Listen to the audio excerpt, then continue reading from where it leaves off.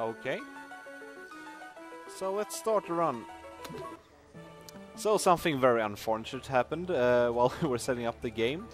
Apparently all my saves have disappeared, which means that I can't skip cutscenes, because if you beat the game once, you can actually skip these cutscenes with the start button, but that won't work anymore, so it will take a bit longer than usual, but we'll make do. So, Aria of Sorrow, the third game released to Game Boy Advance. Wow, this cutscene is long.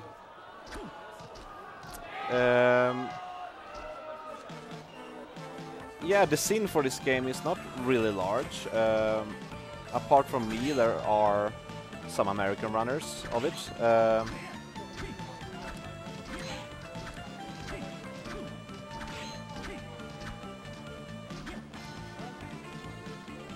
So there's not very much interesting in the beginning, though in the beginning is where you can actually save most time in this run. And that is because that it's pretty much luck dependent on if souls drop. And those souls save time on the second boss that I will defeat. So depending on which soul I get, I can save much time at the second boss. Yeah.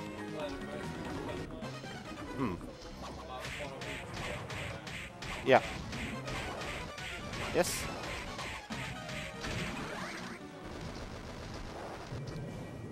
So yeah, that was the first boss. Not so hard.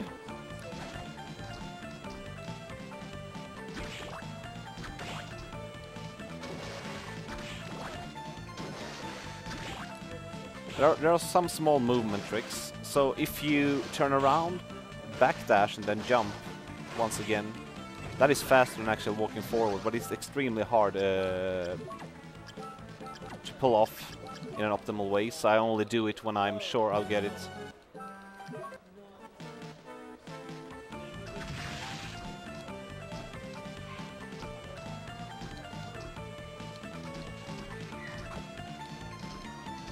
So here I want the crows.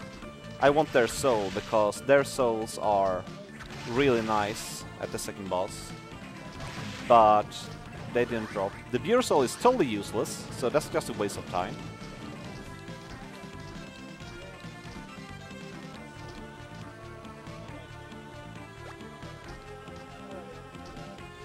And these skeletons drops a rapier, a weapon that also saves time. But no drop, of course. But it's kind of usual. You really need. I only get drops and items like once every 5th run or so.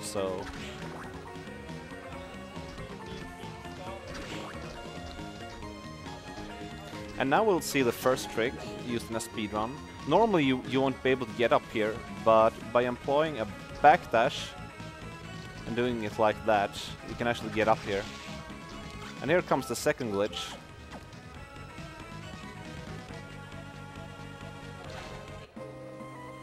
So what I did was backdash off of the Gorgon's back, and that pushed me inside the wall, and I got ejected upwards. Okay. And you use that in 2 places during this run, actually.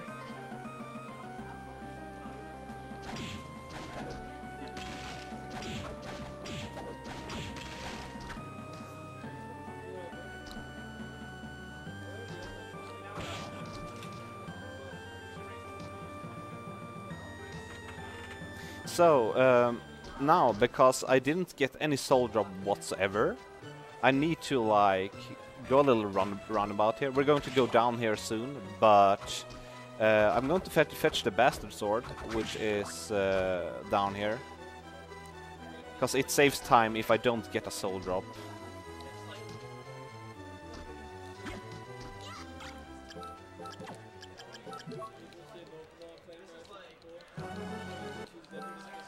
And what I did there was to suspend the game and then load it again. If you have a save and you suspend the game and load the suspend save, you'll start at the beginning of the room that you just entered. So by doing that, I avoided having to fight all those enemies in that room.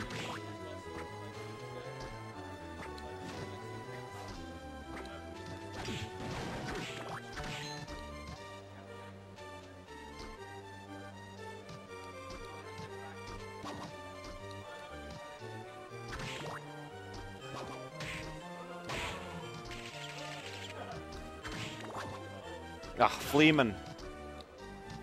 They are annoying in every Castlevania game. And they are very random. You can never predict how they will jump.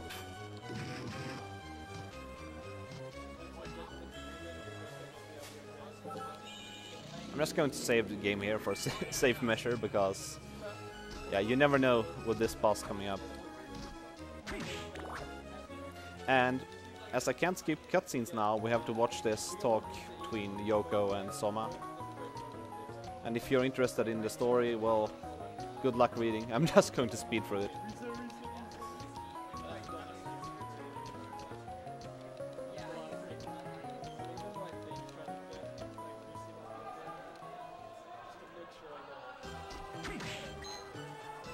So we're soon coming into the second boss now. And the reason why I switched from short sword to bastard sword is because of the bastard sword's length, and it also does more damage.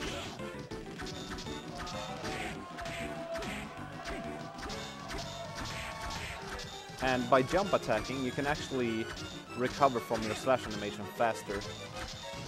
So you use that, at least on this boss. And we'll also use it later in the game. Whoa.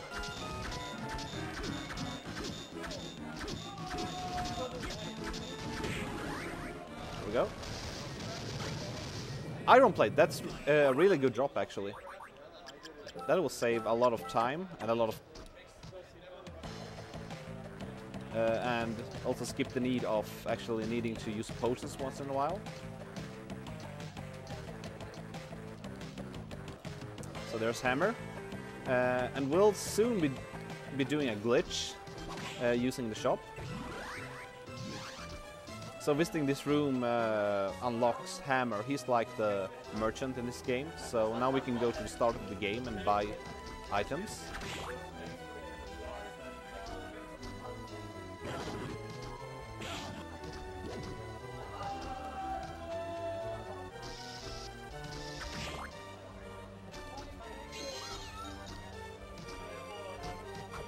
Let's just refill our mana here. And the glitch works, well, if I'm to explain it easy, I will sell Hammer's mustache and receive infinite potions. More or less. Wow.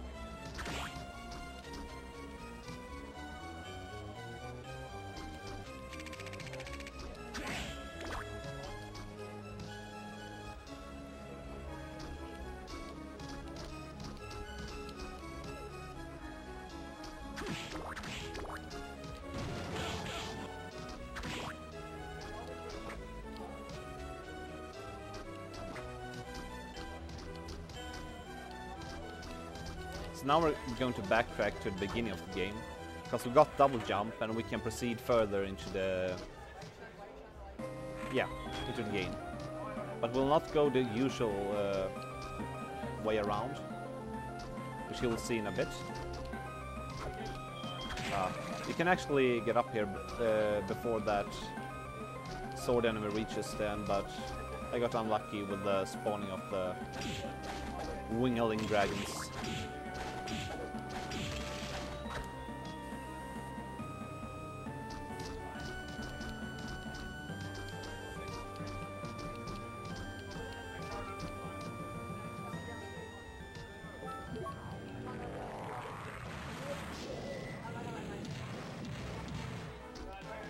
So now we're at the beginning again, even if I never visited that teleport room.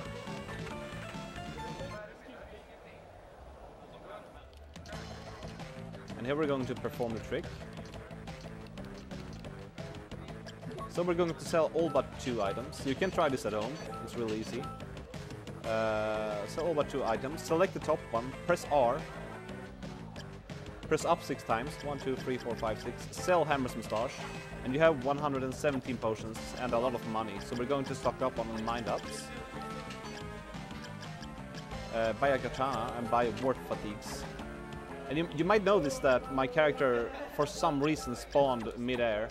That is because what you're actually doing when you're glitching like this is to sell Soma's X and Y coordinates. So the X and Y coordinates become a totally different value. Sounds strange, but that's how it works.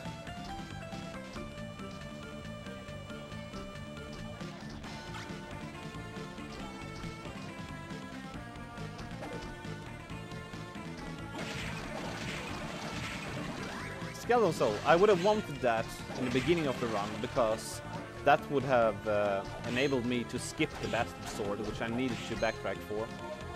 Or sidetrack for, rather.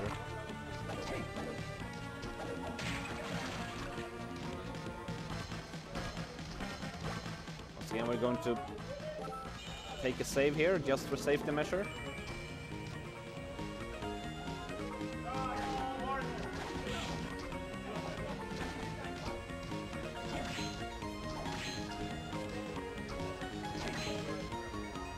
So normally, you shouldn't be able to get up here with just a double jump. You would need the soul to stand on water, but by timing a perfect right input, you can actually kind of latch onto the edge of the platform and get up here anyway.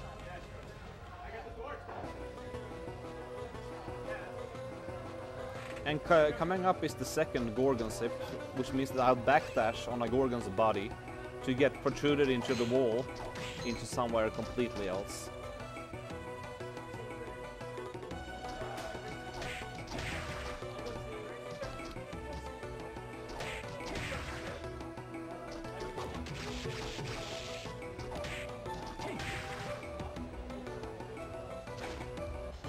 And now we're in the arena. This area is pretty far into the game actually. And now my weapon is kind of underpowered, I would say.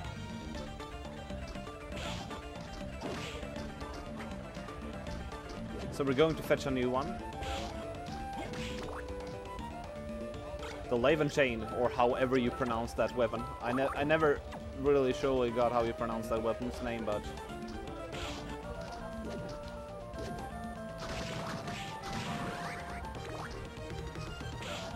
So we're just damage boosting for everything, basically.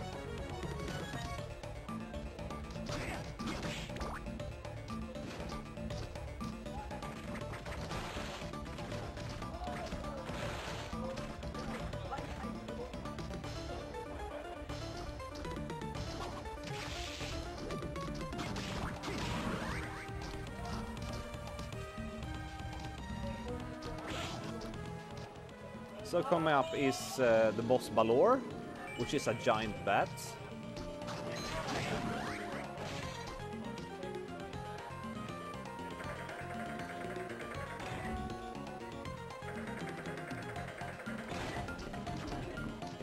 This is a pretty technical fight until you get used to it. Yeah, I lied. It's not a bat, it's a giant hand.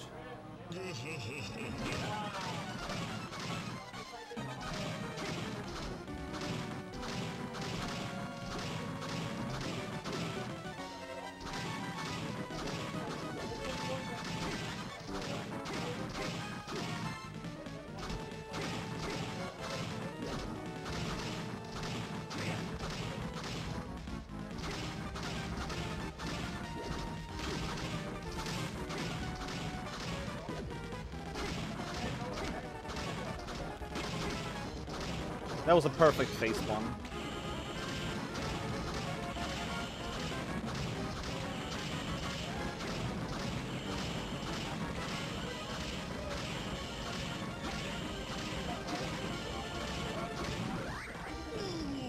Yeah, that was pretty much a perfect boss fight.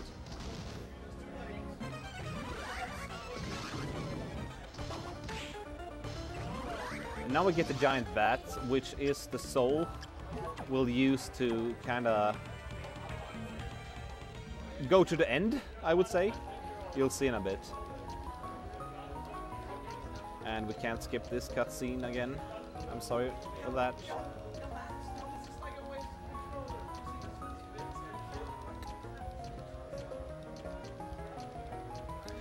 Yeah, and coming up is a couple of really precise tricks where I'll use the bat.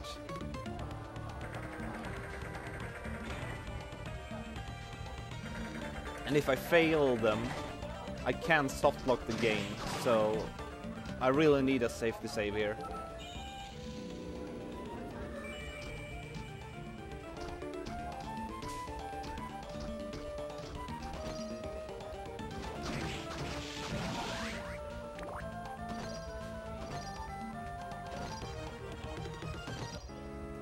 So what I do is backdash, press one direction, and transform to bat at the same time.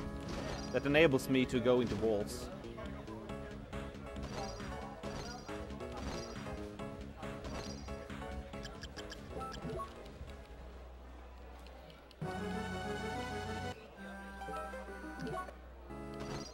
Perfect, nice. So now we went straight to the best weapon in the game, which is the Claim Solace. Oh yeah, sleep.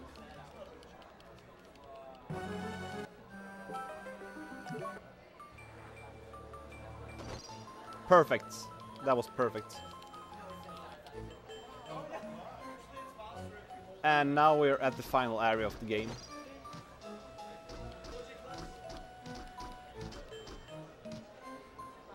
Just going to refill mana in case I need it. And we're going to go through this wall as well, because we're not quite finished with skipping things yet. And there's the final boss door.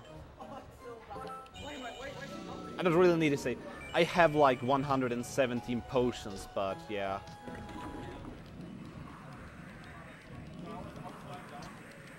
So once again, the attack animation of a sword slash is faster if you short jump, like hold jump for just a few frames, then slash it. So I'm going to use it a lot at this final boss.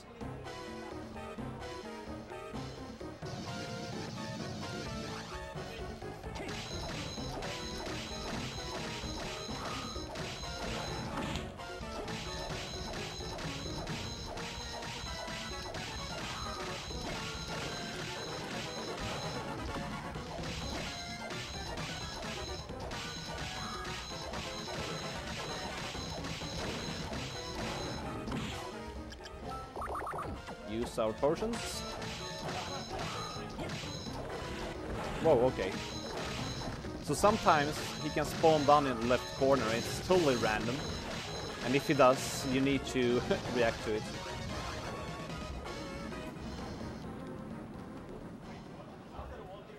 So this is the final boss, and it's a pain if you want to go for the world record, because it's totally random. He can troll you really hard and combo you into death, and you don't even have time to react to it.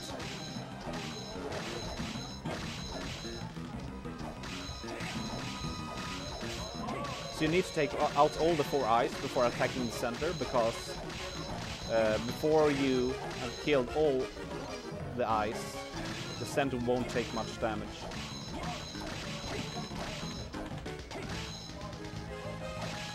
And those orbs do like a delayed damage, and you can be hit by all 4 of them at once, which means you'll take close to 600-700 damage. And obviously I can't survive that, so I need to take it really easy around them. Oh, sniped.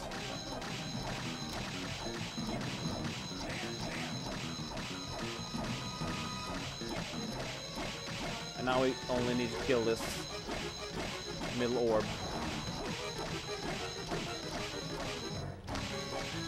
And beware of the snake.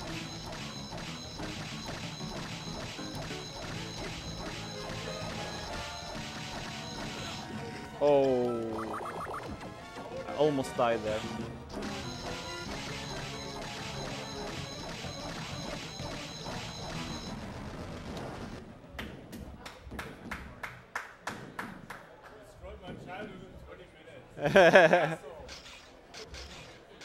Yeah, and if we skip all the cutscenes, which you can do with a clear game save, I guess